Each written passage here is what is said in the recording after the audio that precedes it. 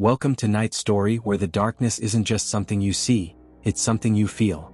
Tonight, we're diving into a nightmare so real you'll wish it was just a story. Are you ready? Because once this starts, there's no turning back. The house that breathed. From the moment the Henderson family moved into the Victorian house on Maple Street, they sensed something was off.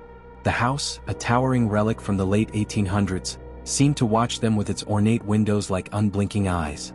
At night, the walls would emit soft creaks, and at first they attributed the sounds to the house settling. But soon, those creaks became rhythmic, almost like the inhale and exhale of lungs. The walls didn't just make noise, they seemed to pulse. One evening, as the family sat in the living room, a faint whisper drifted through the air. "Get out," it seemed to say. John Henderson, the family patriarch, dismissed it as wind seeping through the cracks. But his wife Lisa wasn't so sure. Their youngest child, Emma, a precocious 6-year-old, claimed the house spoke to her. "It told me a secret," she confided one night. "It said, I'm alive." The family tried to ignore the growing unease, but the phenomena escalated. Furniture moved on its own, faint footsteps echoed when no one was walking, and the once welcoming home began to feel suffocating. One particularly terrifying night, Emma woke up screaming. When Lisa rushed to her daughter's room, she found Emma standing rigid, pointing at the wall. "It's breathing," Emma whispered. And indeed, the wallpaper seemed to expand and contract, as if the house itself was alive. Desperate for answers, John hired a contractor to investigate. The man, a grizzled veteran of old home restorations, was skeptical of the family's claims. But as he examined the house, he noticed peculiarities. The walls were unusually thick, with hidden ducts running through them. At first, he assumed they were part of an antiquated ventilation system. But as he delved deeper, he uncovered a trapdoor in the pantry leading to a sealed basement. The contractor hesitated but decided to open it. What he found was beyond comprehension. The basement was filled with old medical equipment, rusty scalpels, syringes, and strange devices that looked like they belonged in a torture chamber. Dusty records revealed the house had been used as a secret hospital during the 1940s. Patients were subjected to unethical experiments, many of which involved keeping them alive in a state of near-death. The breathing walls were part of a system designed to ventilate underground chambers where these experiments took place. But the most horrifying discovery was yet to come. Behind a false wall in the basement, they found a series of small, sealed rooms. Inside were skeletal remains, dozens of them. Each skeleton was shackled to the wall, and claw marks etched the stone, evidence of their desperate attempts to escape. The air in the basement grew heavy, and an overwhelming sense of dread filled the room. The contractor fled and refused to return. Lisa, horrified by the discoveries, demanded they leave the house immediately. But it wasn't that simple. When the family tried to leave, they found themselves trapped. Doors wouldn't open, windows wouldn't budge, and the whispers grew louder. "Stay," the house seemed to command. That night, the family huddled together in the living room, too terrified to sleep. The walls pulsed around them and a deep, guttural voice echoed, "You are mine." In a final act of desperation, Lisa reached out to a paranormal investigator. The team arrived with equipment designed to detect spirits and energy anomalies. As they conducted their investigation, their devices went haywire. One of the investigators, a medium, collapsed, screaming that the house was alive and feeding off the family's fear. The medium led them to perform a cleansing ritual. As they chanted, the house seemed to resist, shaking violently. The walls throbbed and the whispers turned to anguished screams. But just as suddenly as it began, the activity stopped. The family fled that night, leaving everything behind. The house still stands, abandoned but not empty. Neighbors report hearing whispers and seeing lights flicker inside, even though there's no electricity. The Hendersons never spoke of their experience again, but Emma, now an adult, has a recurring nightmare. In it, the house calls to her, begging her to return. If you think that was terrifying, the next story reveals the chilling reality of an entire village that vanished into thin air. The Vanishing Village. Nestled in the misty Scottish Highlands, the village of Dunmore was a picture of serenity. Its quaint cottages, cobblestone streets, and lush green surroundings seemed like something out of a fairy tale. But on a cold November night in 1885, the impossible happened.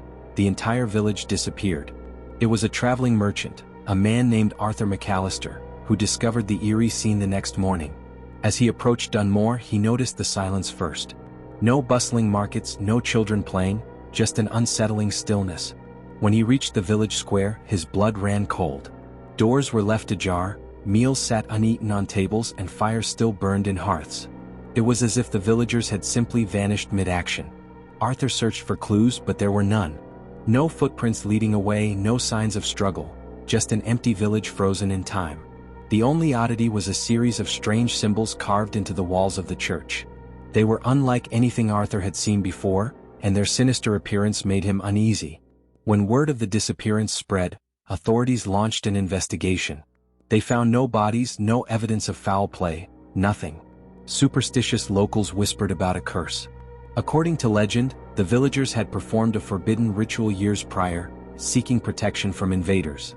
The ritual, they said, required a terrible sacrifice, and the price was their very souls.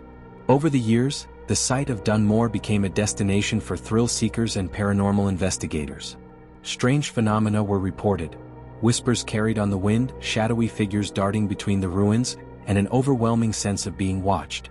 In 1997, a group of archaeologists began excavating the site, hoping to uncover the truth. What they found only deepened the mystery. Buried beneath the church was a stone altar, stained with what appeared to be blood. Around it were artifacts, wooden masks, ceremonial daggers, and a book bound in leather, its pages filled with the same symbols carved into the walls. The book described a ritual to summon protection from a guardian of the void, but it came with a warning: the guardian demands a price. Refuse and you shall be consumed. The archaeologists dismissed the writings as superstition, but their skepticism didn't last long. Over the next few weeks, members of the team reported terrifying experiences. One woman claimed to see shadowy figures standing at the edge of her campfire every night. Another heard disembodied voices whispering his name. Equipment malfunctioned, and some team members fell ill with no explanation. Then one night, the lead archaeologist vanished. His tent was untouched, his belongings undisturbed, but he was nowhere to be found. The remaining team fled, abandoning the dig. To this day, Dunmore remains deserted, a place shrouded in fear and unanswered questions. If you thought the tale of a vanishing village was unsettling, wait until you hear about the horrifying presence one woman discovered lurking in her attic. The shadow in the attic. Maggie Green had lived in her modest suburban home for nearly a decade before she began to notice the strange noises. At first, it was the occasional creak or thud, easily dismissed as the house settling. But over time, the sounds grew more deliberate, footsteps, faint but unmistakable, pacing above her bedroom ceiling. She lived alone, a fact that made the noises all the more unsettling. Determined to uncover the source, Maggie borrowed a ladder and climbed into the attic one sunny afternoon. Dust particles danced in the light as she pushed open the creaky hatch. The attic was a cluttered mess of old furniture, forgotten boxes, and cobwebs. She searched every corner but found nothing unusual. Satisfied that it was her imagination, Maggie descended, closing the hatch behind her. But that night, the footsteps returned, louder and more insistent. She lay awake, clutching her blanket, her heart pounding as the sound moved from one end of the attic to the other. The following day, she called a friend, Tom, to help her investigate. Tom arrived with a flashlight and a bat, laughing off her concerns but willing to help. Together, they climbed into the attic. As Tom poked around, Maggie noticed something she hadn't before: a small, scratched trapdoor in the far corner. It was barely visible beneath layers of insulation. With trepidation, they pried it open. Beneath the trapdoor was a narrow passage, leading to a hidden room. The air grew colder as they stepped inside. The walls were lined with strange markings, symbols that neither of them could decipher. In the center of the room was an old wooden chair, its arms worn smooth, and beneath it, a dark stain on the floor. "What the hell is this?" Tom muttered. As they turned to leave, they heard a sound that made their blood run cold, a low, guttural growl echoing from the darkness. They fled, slamming the trapdoor shut and retreating down the ladder as quickly as they could. Maggie's heart pounded in her chest as Tom locked the attic hatch, his hands trembling. "Whatever that was," he said, his voice shaking, "it's not something we should mess with." Maggie couldn't shake the feeling of being watched. That night, she stayed at Tom's place, too terrified to sleep in her own home. But the sense of dread followed her, an invisible weight pressing down on her chest.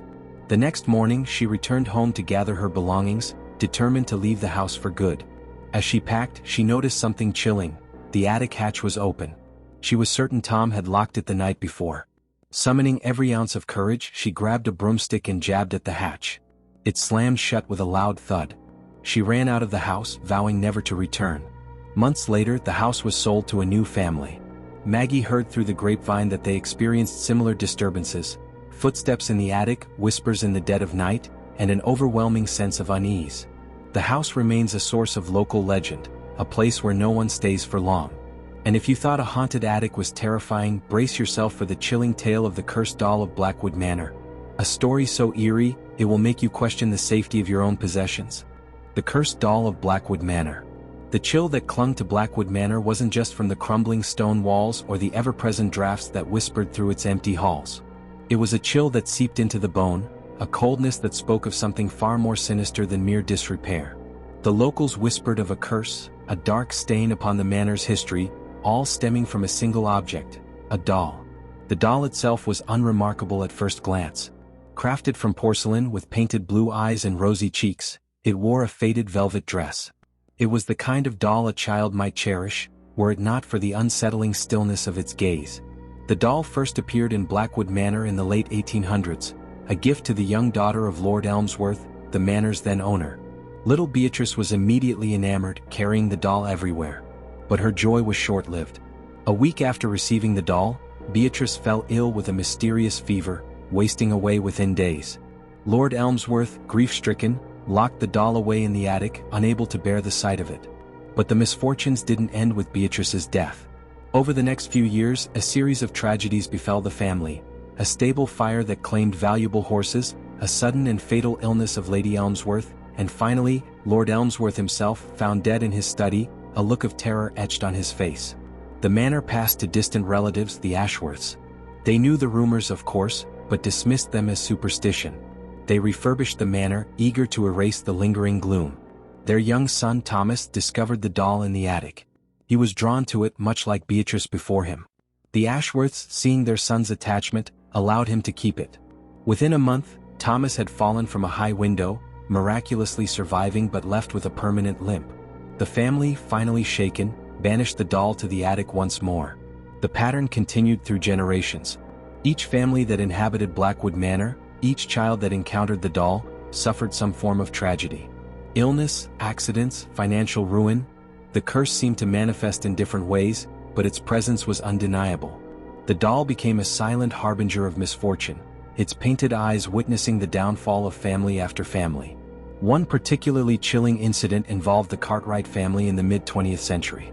Their teenage daughter, Eleanor, was fascinated by the manor's history and the tales of the cursed doll. One night, she snuck into the attic, determined to see the doll for herself. She found it tucked away in a dusty trunk. As she reached for it, she heard a faint whisper, seemingly coming from the doll itself: "Play with me?" Eleanor fled the attic in terror, but the damage was done. A week later, she was involved in a car accident, leaving her with severe facial scars.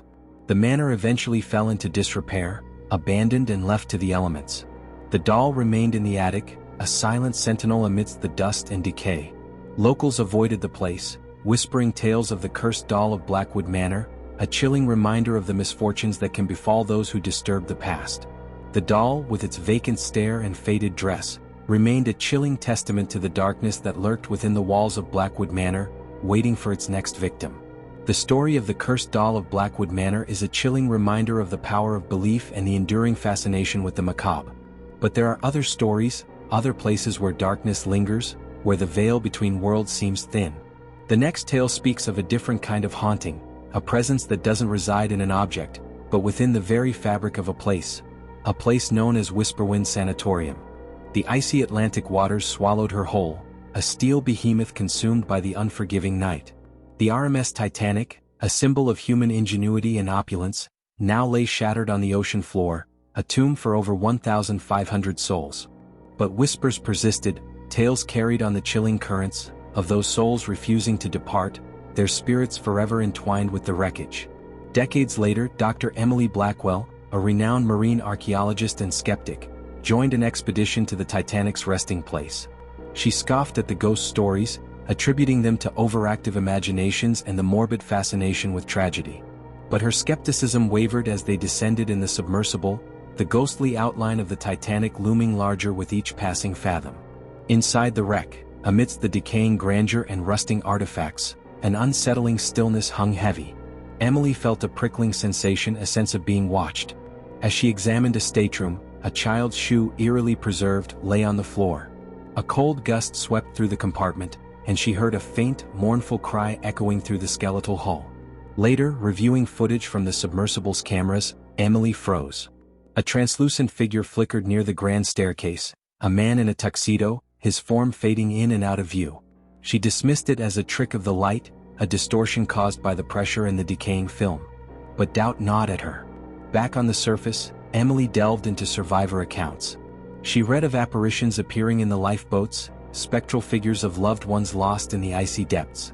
One survivor recounted a chilling encounter with a woman in a white gown, her face contorted in terror, pleading for help. Emily learned of the expedition led by Dr. Robert Ballard, the man who discovered the Titanic's wreckage. Ballard himself reported strange occurrences, equipment malfunctions, unexplained noises, and a feeling of unease that permeated the entire operation. Some of his crew claimed to have seen shadowy figures moving in the darkness beyond the submersible's lights. Driven by a newfound curiosity, Emily joined another expedition, this time equipped with advanced sensors and recording devices. As they explored the ship's boiler rooms, the sensors detected a sudden drop in temperature, a localized chill that defied explanation. The audio recorder picked up a series of rhythmic taps, like someone hammering against metal, though no one was near the area. The climax came as they investigated the first-class dining saloon. The submersible's lights flickered, casting eerie shadows that danced across the debris-strewn floor. Then, clear as day, a ghostly waltz played, the faint strains of a long-forgotten melody echoing through the ruined opulence. The music seemed to emanate from a spectral figure seated at a grand piano, his translucent fingers gliding over the keys. Emily, the staunch skeptic, was shaken to her core. The evidence was undeniable. The Titanic, in her watery grave, was more than just a shipwreck. It was a vessel of spirits, their echoes lingering in the abyss, forever tied to the tragic night that claimed their lives. The Titanic's ghosts, trapped in their underwater purgatory, serve as a chilling reminder of the fragility of life and the enduring power of the human spirit. But the sea holds other secrets, other tales of those lost to its depths. Our next journey takes us to the coast of Cornwall, where a different kind of haunting whispers from the mist-shrouded cliffs. The tale of the spectral siren of Pendar Cove, flicker of light. But don't worry, you won't be alone. Not for long. So keep the lights on, but don't expect them to keep you safe. Until next time, if you dare, remember, this nightmare is far from over. It's only just begun.